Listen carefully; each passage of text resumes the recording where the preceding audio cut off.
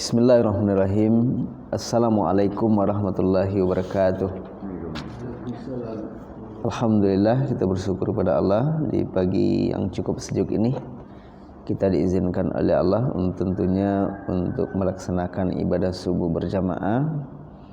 Kemudian kita lanjutkan dengan taklim majelis ilmu, walaupun mungkin barangkali waktunya singkat, namun kualitas duduk sejenak itu merupakan kualitas yang dibanggakan oleh Allah di hadapan para malaikatnya. Adapun yang kita kaji pada subuh hari ini adalah istiqamah dan iman.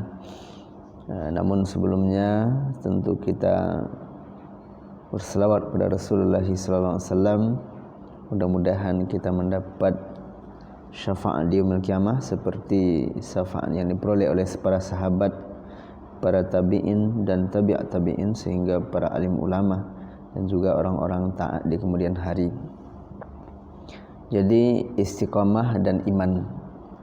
An Abi Umar wa qila Abi Umar Sufyan bin Abdullah Syaqafi, qultu ya Rasulullah kulli fil Islam qawlan la as'alu anhu ahadan ghairuka, qala kul amantu billahi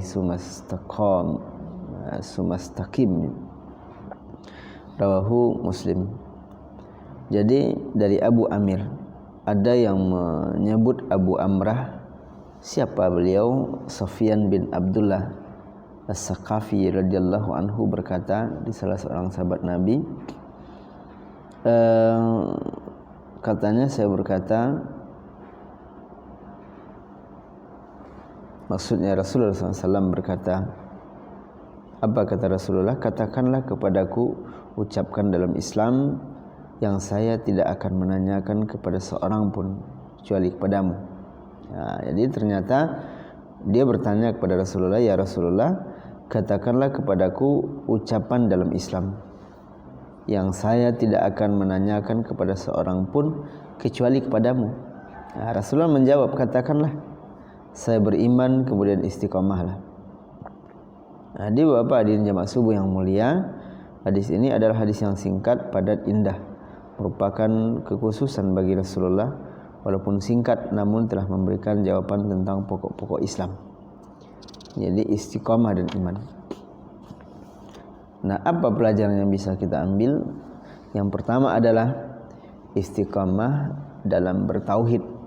Karena tauhid itu juga butuh perjuangan. Kita lihat salafus saleh di masa yang lalu itu, ketika mereka itu memang mengemban tauhid yang kokoh, tentu ujian-ujian dan cobaan pasti mereka lalui bermacam-macam gelombang. Ada yang gelombang besar, ada yang sedang, bahkan ada yang sampai difitnah. Nah, begitu juga kita. Ketika kita ingin istiqamah, tentu yang perlu kita sadari pertama adalah pasti ada tantangan-tantangan, rintangan-rintangan, hambatan-hambatan dalam melakukan iman yang istiqamah itu. Kadangkala mungkin barangkali dari mata kita, tangan kita, kaki. Apa pelajaran bisa kita ambil? Kita beriman tapi istiqamah. Pertama, istiqamahkan tauhid kita, istiqamahkan hati, istiqamahkan lidah kita. Ketika lidah membiasakan berzikir kepada Allah subhanallahi walhamdulillahi wa la ilaha illallah Allahu akbar, maka kita istiqamah. Jadi senantiasa kita baca. Karena Rasulullah mengatakan ahabbu kalamu ilallahi arba'un. Ada 4 kata-kata yang paling dicintai oleh oleh Allah Subhanahu wa taala. Pertama adalah subhanallah, walhamdulillah, la ilaha illallah Allahu akbar. Ada 4. Namun kita dituntut untuk istiqamah. Sama dengan salat berjamaah, kita salat berjamaah sepanjang kita tidak sakit, kita salat di musala ini, kita istiqamah. Ini merupakan sebuah pertanda ada iman yang istiqamah dalam diri kita.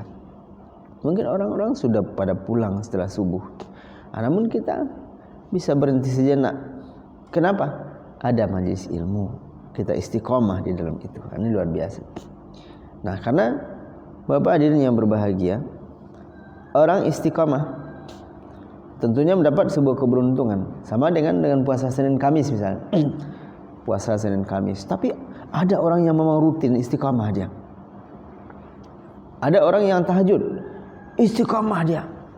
Walaupun mungkin barangkali terasa capek, tapi dia tetap melakukan itu. Nah, ini Masya Allah. Ini luar biasa.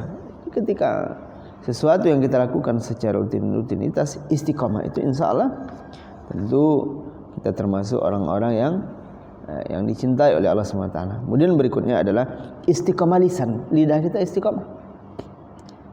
Lidah ini istiqamah, falyakul khairat aw liyasmut. Dia akan berkata sepanjang bermanfaat. Jika tidak, maka dia pilih diam. Ini lidah yang istiqamah. Kita juga Pak Hadirin jamaah yang dimuliakan Allah SWT. Jadi keistiqamahan itu ternyata sangat dibutuhkan. Jadi itu yang terpenting. Tapi kadang-kadang memang karena ada nafsu di dalam diri kita, ada saja itu tantangan-tantangan, rintangan, sehingga membuat kita jenuh untuk melakukan ibadah tersebut. Maka dari itu penting kita istiqamah di dalam melakukan ibadah. Kita sholat tepat waktu, istiqamah. Subuhnya tepat waktu, zuhurnya tepat waktu, asarnya tepat waktu, maghrib isya tepat waktu. Itu istiqamah. Jadi inilah yang terpenting, yang perlu kita amalkan dalam kehidupan kita. Bagaimana kita bisa istiqamah seperti salafus saleh di masa lalu. Demikianlah kajian kita di waktu yang sangat singkat ini. Mudah-mudahan bermanfaat. Assalamualaikum warahmatullahi wabarakatuh.